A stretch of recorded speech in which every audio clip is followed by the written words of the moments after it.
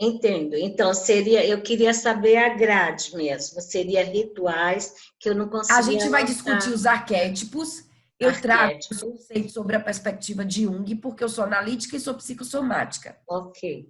Quando eu trabalho com sexologia, aí eu trago a cognitiva, porque uma demanda sexual ela precisa ser sanada para depois a gente olhar para o indivíduo. Então eu trago todos os meus trabalhos são baseados em Reich, Jung, Simone e Nise. Aí eu vou casando com as práticas integrativas. Então, tem conceitos que eu trago Maturana, que eu trago Grodeck, tem trabalhos que eu trago Peter Levy, Milton Erickson. Então, eu vou pegando tudo que eu estudei na minha vida, Bert Hellinger. Porque, assim, eu tenho hoje 35 anos. Então, eu leio desde os 4. Eu estudo comportamento sexual desde os 6. Então, Mentira. estudando todas Não as tem minhas 35. formações. Olha, Não tem 35 Karine, anos. faz essa conta direito, por favor. Não tem 35 anos, Não, meu Deus. conta direito. Eu tô com cara de De velha? conhecimento, Explica mais direito, uma vai. vez. Não, agora é sério, explica direito essa A história. carinha da Karine. Como é que você consegue ser sexólogo aos 4 anos? Você falou isso no outro curso, eu não entendi. Explica isso, vai. Foi assim, ó. Eu aprendi a ler com 4 anos. E aí, o primeiro livro que eu li na minha vida, tirando as revistinhas da Turma da Mônica, foi Reich. Reich me levou para a área de saúde. Então, quando eu fiz 12 anos, decidi. Reich, ele escreveu aquele livro que eu amo, que é A Função do Orgasmo. Através da função do orgasmo, que eu decidi entrar na área de saúde. Era um livro vermelho que tinha escrito Função do Orgasmo. É um livro científico, não tem nada a ver com vulgaridade, mas é um livro científico, onde Reich traz as perspectivas do orgasmo. Fiz 12 anos, eu decidi que eu queria ser Mas você sexóloga. leu o livro do Reich com 4 anos, é isso? 6. Eu tinha uns 5 para 6 anos. Você aprendeu a ler e leu o livro do Reich, foi isso? A cartilha, é isso? É, porque eu ia para a biblioteca. Então, assim, eu comecei a ler eles muito cedo. Aí depois eu fui lendo Capra, aí depois eu comecei a estudar Jung, algumas coisas de Freud. Aí quando eu fiz 12 anos, Eu na turminha da Mônica ainda. Oi? E eu na turminha da Mônica ainda. Aí é isso, quando eu fiz 12 anos, eu decidi que eu queria ser sexóloga e que eu queria ser uma referência. Mas eu entendia que o problema sexual ele não podia ser visto sobre uma perspectiva. Aí eu queria entender metabolismo, queria entender como a alimentação podia influenciar, porque, no mínimo, eu como 3 vezes ao dia. Então, se tem algo que me influencia na maior parte da minha vida, é a alimentação. E depois eu fui estudando o comportamento. Aí, quando eu terminei nutrição, eu fazia nutrição e jornalismo. Aí abandonei jornalismo e fui para farmácia. Aí eu fiz especialização, formei em farmácia, especialização, mestrado, doutorado, aí eu fiz psicologia. Quando eu acabei psicologia, eu fiz um pós-doutorado, estudando depressão, disfunção sexual. Em paralelo a isso, eu fui fazendo formações. Então, eu fiz formações em práticas integrativas, constelações, eu fiz o coaching ontológico no Instituto, que eu acho um dos melhores, que é o Instituto Apana, com a Caritas Ribas, que, assim, é muito bacana, porque vai começando a te dar um olhar sobre a ontologia da palavra, e aí você vai começando a entender o poder das frases curativas. Aí eu estudei PNL com Karl Mascarenhas, eu honro todos os meus professores, que é um cara que ama ensinar PNL. Aí eu fiz aromaterapia, cromoterapia, eu fiz muita coisa. Eu fiz hipnose cognitiva, a clássica a ericksoniana, eu fiz as mesas com a senhora, eu estudei cristaloterapia, eu jogo tarô desde que eu tenho 9 anos, aí eu jogo mitológico, cigano, sei fazer mapa astral. Então, tudo isso eu fui incluindo. Muita coisa eu estudei como autodidata. Aí, como eu trabalho num ambiente que requer capacitação, quando eu quero ensinar para os meus alunos, aí eu faço um certificado, eu vou e pago. Mas muita coisa eu fui aprendendo sozinha. Aí eu fui estudando muito sobre a questão da comunicação. Foi uma coisa que eu fui me aprofundando muito.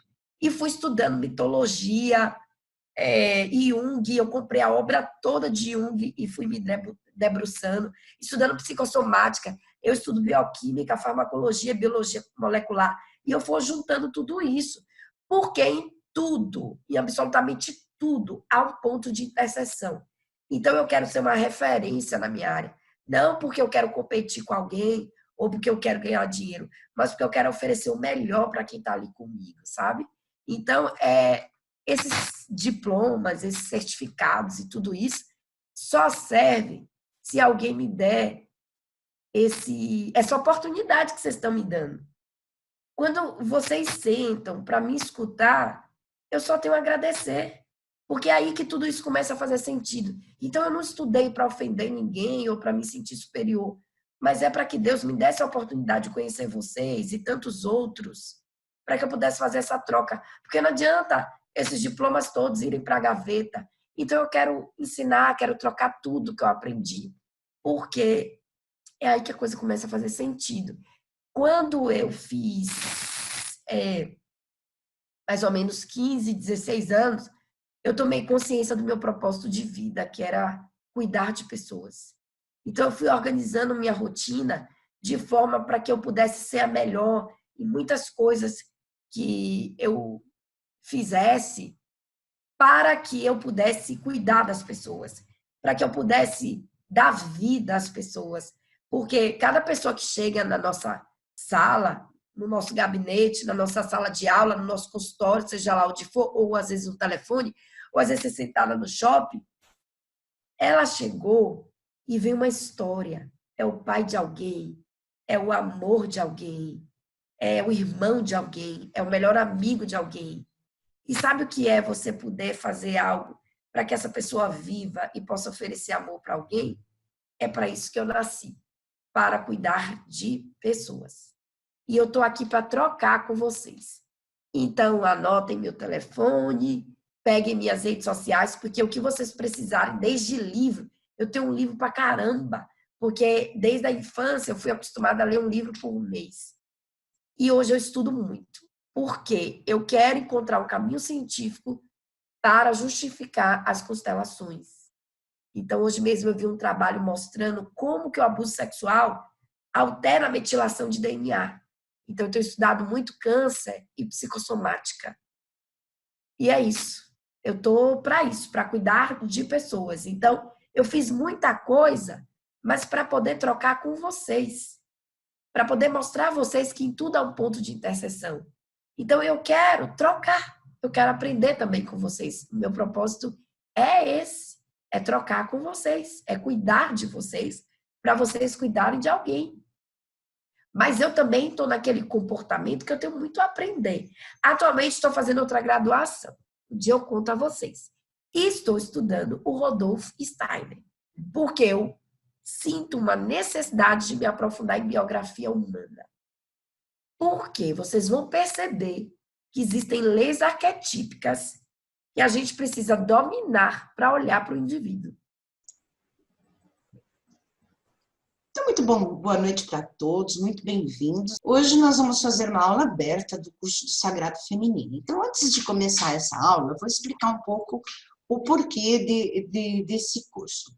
Em breve, lá para março, abril, eu vou estar lançando uma mesa psiônica que vai estar direcionada para operadores psions.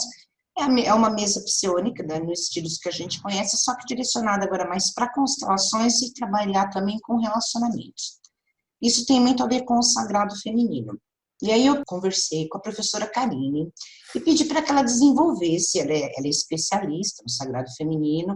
Eu escolhi ela porque ela vai trazer isso de uma forma teórica, muito bem estruturada para a gente, falar um pouco sobre o que é o sagrado feminino.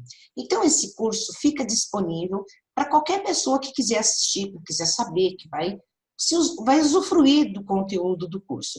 Mas também ele vai ser um curso que vai ser obrigatório, a pessoa tem que estar incluso dentro do curso do próximo lançamento. Então, independente, eu sei que vocês todos já usam mesa, então o interesse de vocês por esse curso é o conteúdo teórico e prático que vocês precisam ter para desenvolver, certo? E para quem está entrando, que não tem nada a ver com as mesas, Então, eu entrego aí a professora Karine para explicar como que o sagrado feminino é tão importante, por que que é importante nessa época o sagrado feminino e o que você tem para dizer para a gente, professora? Primeiro, eu quero dizer boa noite. Depois, eu quero agradecer, porque esse trabalho que você vai fazer é um trabalho muito belíssimo. Então, precisava ser uma pessoa muito especial para fazer isso, e que bom que é você, Régia. Num momento de olhar muito para o ser feminino, né?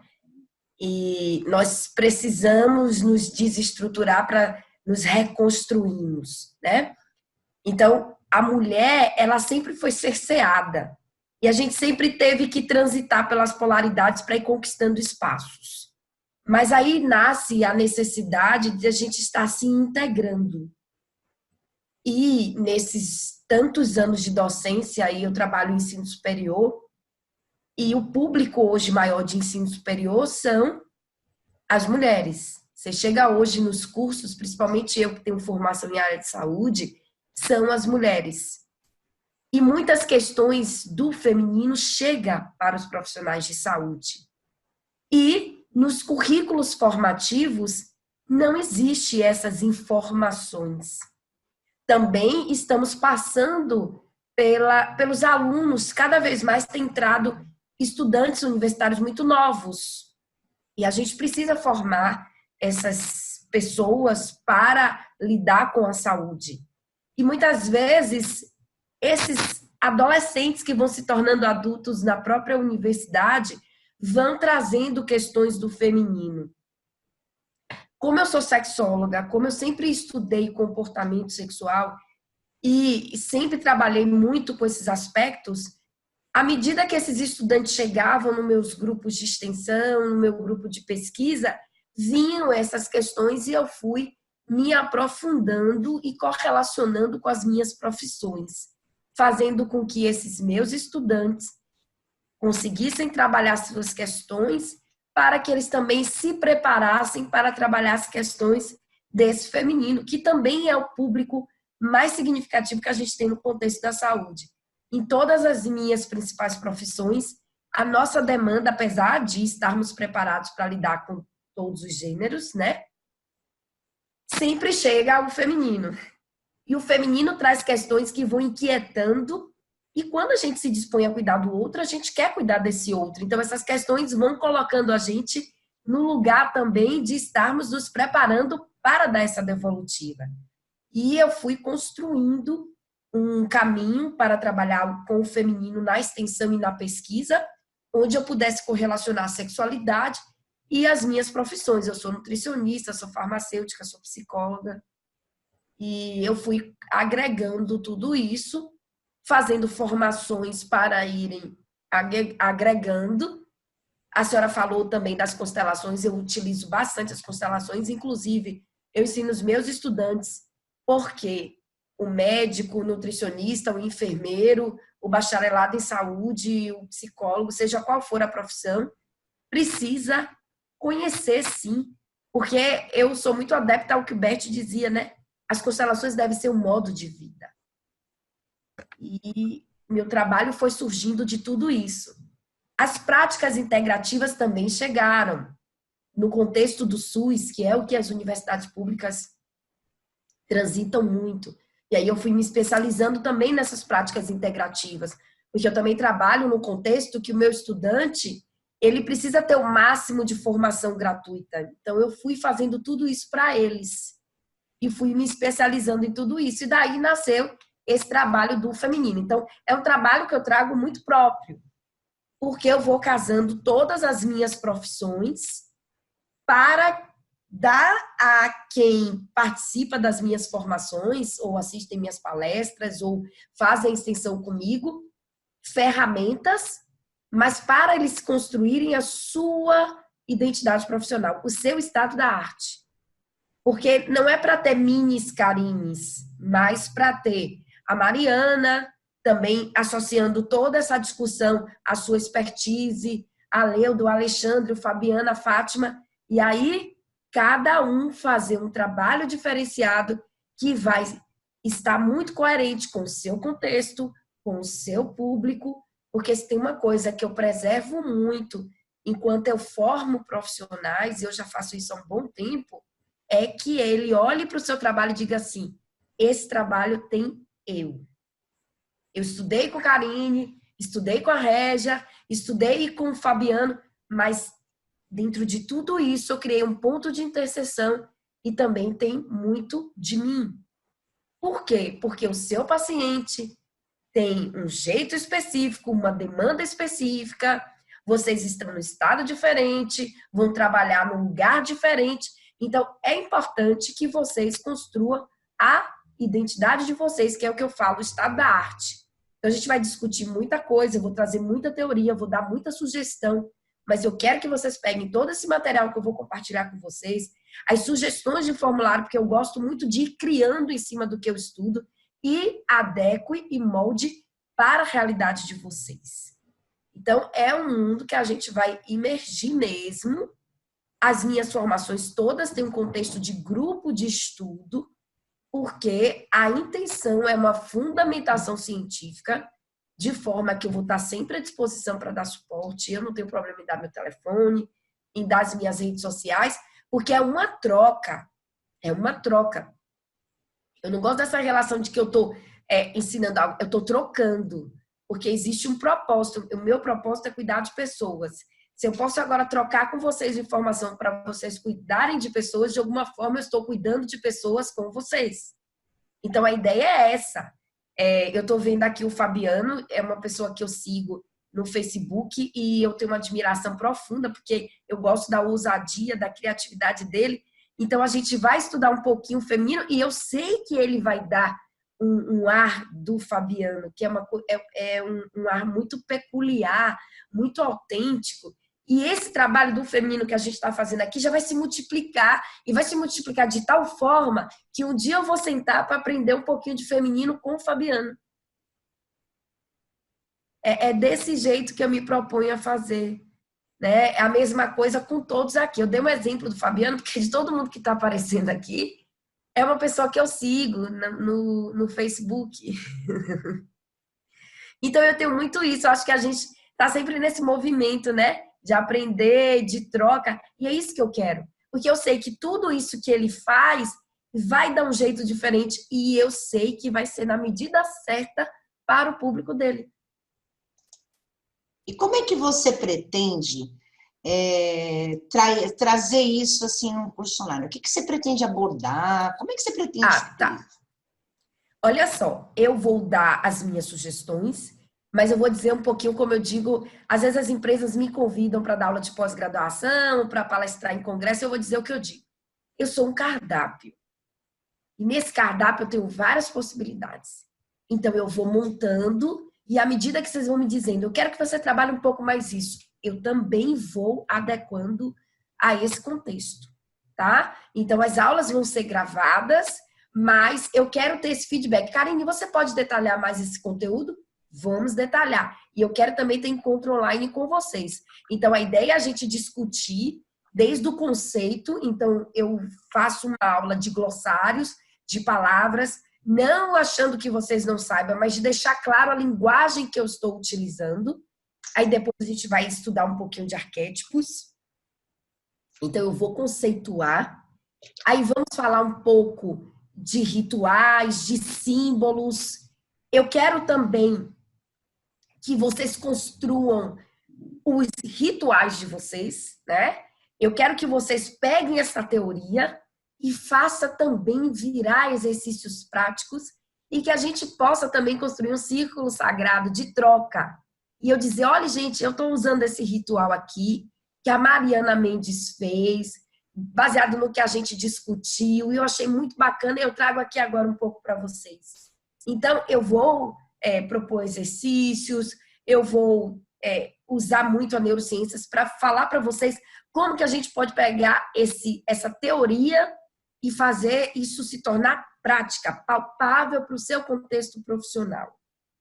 Como que você pode olhar para essa mulher, identificar as deusas que estão acompanhando, perceber a queixa que ela traz, como que a gente pode trabalhar com as metáforas, quais as ferramentas que a gente pode estar utilizando, como ativar as deusas, O que é que essas deusas trazem de elementos comportamentais que a gente pode fazer isso virar uma dinâmica?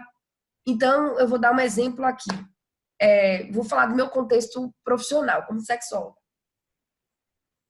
Às vezes, você tem, por exemplo, uma mulher que ela vem com uma queixa de falta de apetite sexual. Ah, Karine, eu vim aqui porque meu marido me procura, mas eu não tenho nenhuma vontade de ter um envolvimento com ele, e eu não sei o que está acontecendo, eu estou vendo que a gente não tem nenhum tipo de conflito, mas o desejo não está vindo.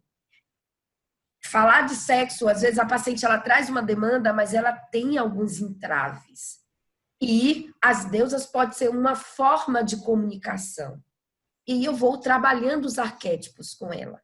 Vamos agora transitar por vários arquétipos para que você possa novamente entrar em contato com a sua sexualidade e verificar o que está fazendo você não ter esse desejo, que às vezes não é uma causa orgânica.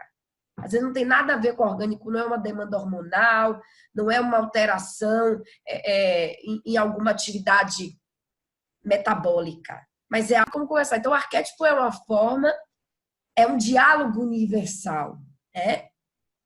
Desmistificar que arquétipo é magia. Arquétipo não é magia. Mas ainda que você abra a mão disso, ele te influencia. E eu vou dizer, mas você agora está na Deméter e a gente precisa ir para Afrodite para despertar essa sexualidade. Então, eu vou trazer casos, a gente vai discutir casos, eu vou dar exemplos e desses exemplos vocês vão fazer a ciência se ampliar. Claro que, à medida que vocês forem precisando, a gente pode fazer uma supervisão, vocês podem estar mandando as dúvidas e a gente fazer uma aula só de dúvidas. Mas é preciso um mergulho, que a gente estude e estejamos corajosos e curiosos a aplicar. Karine, fala pra gente da grade, enfim, o que você montou para a grade, por cima. Tá, a grade eu trouxe.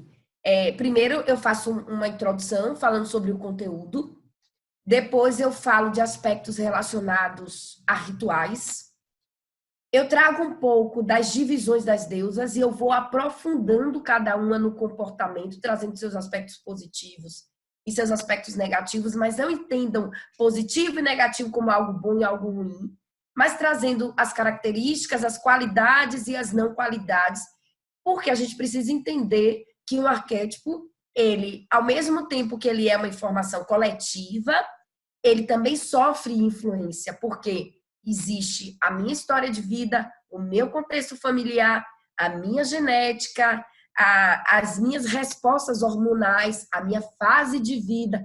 Então, tudo isso vai fazendo com que essa deusa vá se expressando de uma forma individual. Depois eu vou aprofundando essas deusas, depois eu trago alguns casos para a gente poder discutir o que é que pode estar acontecendo, como é que você pode pensar, correlaciono como que isso pode entrar no seu contexto profissional. Depois disso, eu trago sugestões, como fazer uma anamnese, como investigar, como trazer esse assunto no seu atendimento, como correlacionar com as mesas radiônicas.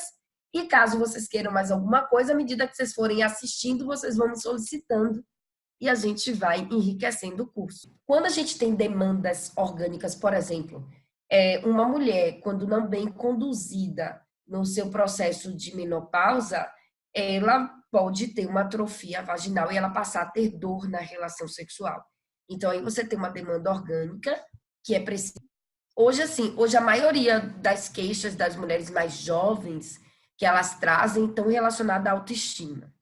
Ao quê? Autoestima? Autoestima, A maioria das mulheres novas, elas têm trazido essas demandas da dificuldade de se olharem como mulheres. Então, elas estão muito no movimento do outro. Ah, mas ele não gosta de mim porque eu sou muito magra, porque ele disse que eu sou muito magra. Então, assim, eu faço todo um trabalho de fortalecimento do eu. Quem é você? Né? O que você traz como escolha, como preferência de sua vida? Porque senão a gente vai ter que transformar para cada relação nova. E essa autoestima não está implicada só na relação amorosa. Perpassa por todas as relações. Então, às vezes, eu estou dando aula e eu estou vendo aquela relação de simbiose, sabe? Onde tem alguém muito frágil e alguém muito forte que se beneficia daquela fraqueza. E aí, essa relação se constrói nisso. A sua fraqueza alimenta a minha força. E a sua força alimenta a minha fraqueza. Simbiose, né? Uma relação. Exato. Né? Exato. E aí, esse modelo, ele vai para tudo.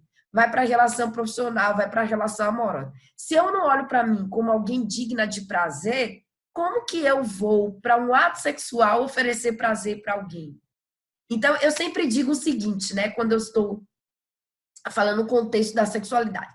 A gente precisa ser egoísta, ter a habilidade de ser egoísta para entrar nesse ato buscando o seu prazer, mas também ser alguém que compartilha esse prazer. É transitar por esse caminho. Porque se eu ficar muito focada no meu parceiro ou na minha parceira, porque assim, isso tem muito a ver com a orientação sexual de cada um. Sim, o que te dá prazer é o que deve ser o seu recurso principal. Então, eu sou a favor do amor, independente de qual objeto e desejo que você tenha. E uma coisa que eu sempre trabalho nas minhas relações profissionais: mulher é quem quer ser mulher. Eu falo da mulher como contexto do ser mulher, não do biológico. Porque no meu grupo eu já tive vários tipos de mulheres e respeito todas e acolho todas. Então, a primeira coisa que a gente precisa tomar consciência para trabalhar com o sagrado feminino é entender que mulher é quem se sente mulher. Tá? Uma coisa também que não falou, que é alguém que eu valorizo muito, que é a Simone. Eu nasci no dia de Simone de Beauvoir, né? É 9 de janeiro. Então, a gente precisa ter muita consciência disso. Se tem alguém ali que se diz ser mulher, você precisa quebrar os seus paradigmas. Porque para trabalhar com o feminino, com sexualidade, a primeira coisa que a gente precisa fazer é, antes de sair de casa, deixar sua orientação sexual, sua cor, sua religião, porque o paciente ele não quer saber da sua vida. Não é um bate-papo de boteco. Ele quer um cuidado integral a ele. Então, a primeira coisa que a gente precisa é abrir mão de preconceito, de a priori, e exercitar a observação fenomenológica. É a gente usar Sartre, usar Goethe e todos os outros que trouxeram esse conceito de fenomenologia.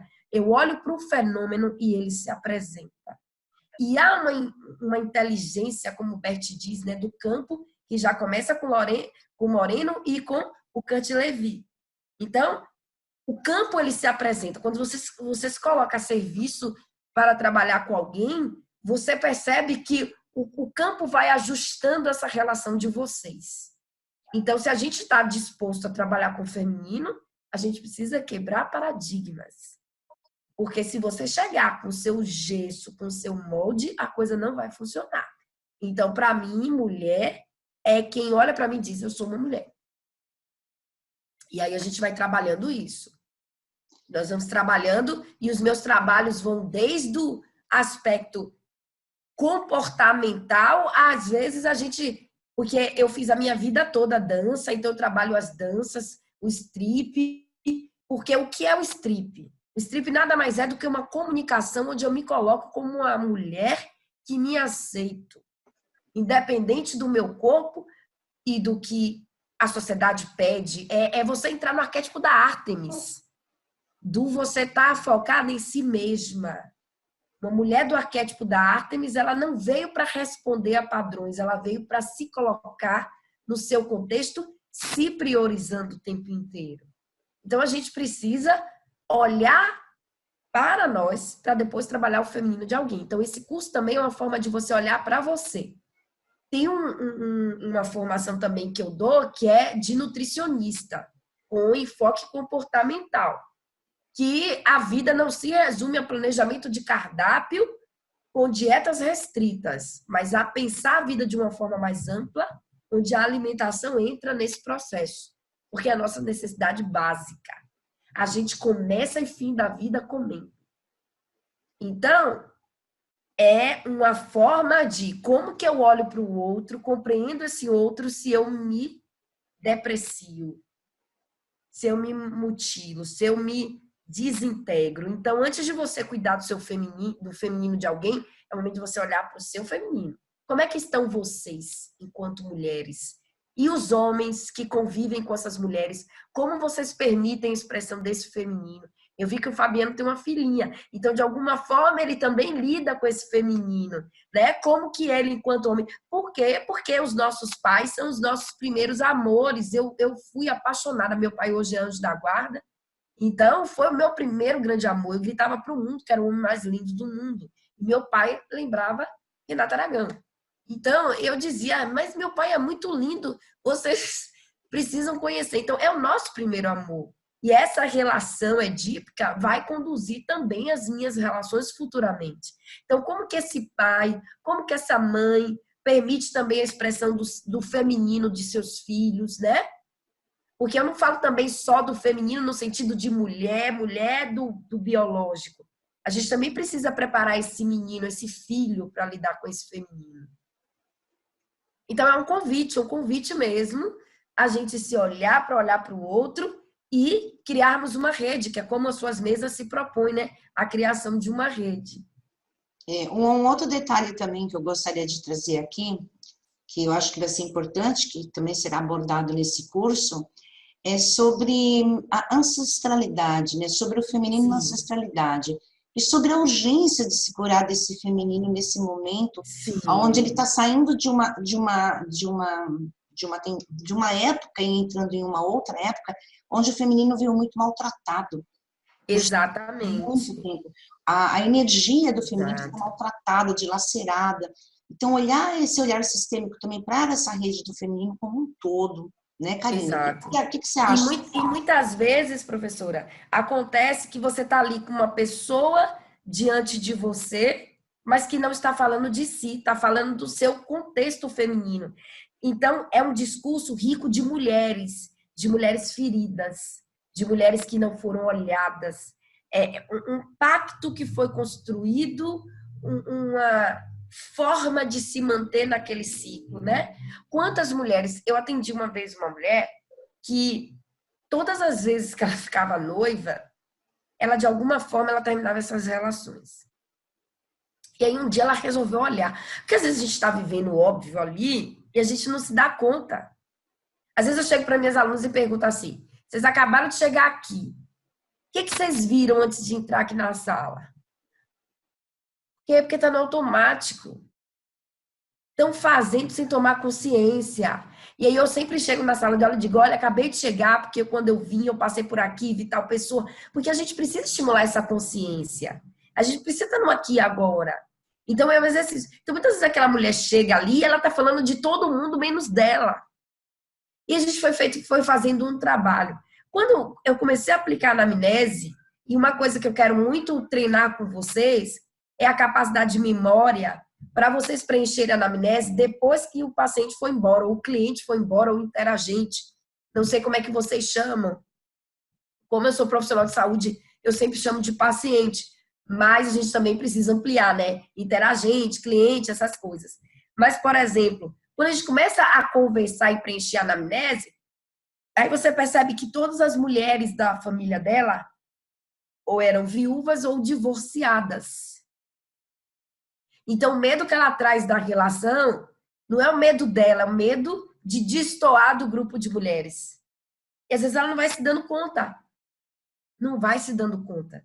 Porque nem sempre o óbvio, ele é compreendido e visto. Tanto que a gente diz que o maior segredo que existe é o óbvio.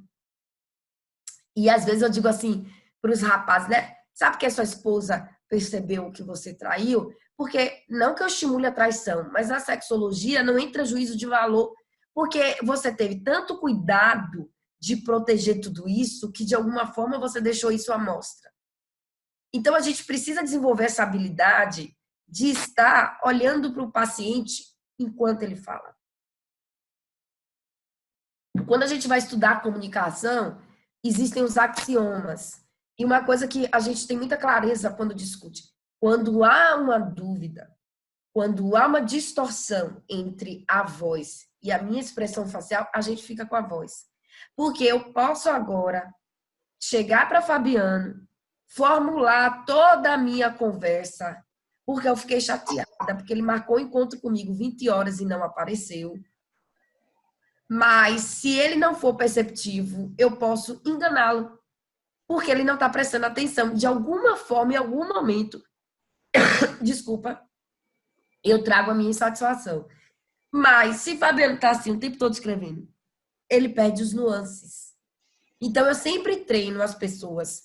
Então, quando você disponibiliza uma escuta plena, uma curiosidade e um interesse pelo fenômeno, é a mesma coisa de você estar num barzinho e achar que encontrou o grande amor da sua vida. Então, a gente precisa se colocar no processo. E muitas vezes a gente chega para trabalhar assim, aí senta, sabe? E a gente ainda não chegou, só chegou o corpo. E vocês perdem a habilidade de interpretar o silêncio, de interpretar as expressões faciais, de trazer os nuances do paciente, porque às vezes é uma pausa de 2 segundos, mas aquela pausa ali faz uma grande diferença. Mas você está tão preocupado em anotar aquelas informações que vocês perderam tudo isso. E trabalhar com o feminino é trabalhar para além da voz. Muito além da voz. Certo? Até porque nós vamos acessar muitos traumas. E é importante que vocês estejam preparados para que também vocês não façam ali uma cotransferência. E em vez de virar um processo terapêutico, virar uma briga de fêmeas. Então, a gente precisa olhar para nós, e eu vou convidar muito vocês em cada módulo que a gente for discutindo, cada videoaula. Eu sou super acessível, então vocês podem falar, eu posso disponibilizar meu WhatsApp. Algumas pessoas já têm, porque eu participo daquele grupo que a Renata criou, porque a intenção é uma grande intenção. Eu quero muito que vocês estejam muito preparados para trabalhar e cuidar de pessoas, porque esse é o nosso propósito de vida. Não se preocupem com dinheiro, porque a gente é gratificado, porque o universo nos fortalece para fazer isso. Então, eu quero que vocês façam bem feitos. Não existe aqui uma energia de, eu não vou trocar informação porque eu tenho medo de Fabiano aprender. Não, tem coisa que eu quero aprender com o Fabiano. Então, é um ambiente de troca mesmo. Eu não vou entrar como alguém que está ensinando, eu vou entrar com o propósito de troca, para que a gente cada vez mais estejamos fortalecidos como terapeutas. Porque o seu sucesso é meu também. Então, é uma relação de amizade muito profunda que eu quero construir com todos vocês. Uma relação de parceria mesmo. Porque a intenção é que a gente cuide de nós e cuide de todos. Então, esse é o meu propósito. Os meus alunos, os meus pacientes são os meus filhos. Porque não tem amor maior do que o amor de uma mãe por um filho. Eu não sou mãe, mas eu experimento esse amor com a professora Régia, com a minha mãe. Entende? Então, é isso que eu quero retribuir para vocês. Então, o curso tem tudo isso e pode ter muito mais. Porque vocês vão dizer, cara, eu estou precisando disso. E aí eu vou dizer, olha, isso eu posso dar. Porque se vocês pedirem algo que eu não sei, eu também não sou charlatã. Eu não vou ficar reproduzindo livro. Não é isso que eu quero. Eu quero uma troca e dizer para vocês, olha, eu faço assim. Tá? Aí vocês podem, vou fazer como Karine faz. Mas fazendo como Karine faz, eu percebi que pode ser feito de outra forma. A intenção é essa. A intenção é essa dança. Hoje eu estou aqui trocando, depois eu sento para ver a Fátima, para ver o Fabiano, porque eu quero que a gente se fortaleça, porque existe um sistema e a gente precisa sair desse modelo de competição, de concorrência. Tem 8 bilhões de pessoas. Dá para todo mundo atender todo mundo. Então, a intenção é essa. É nos unir cada vez mais.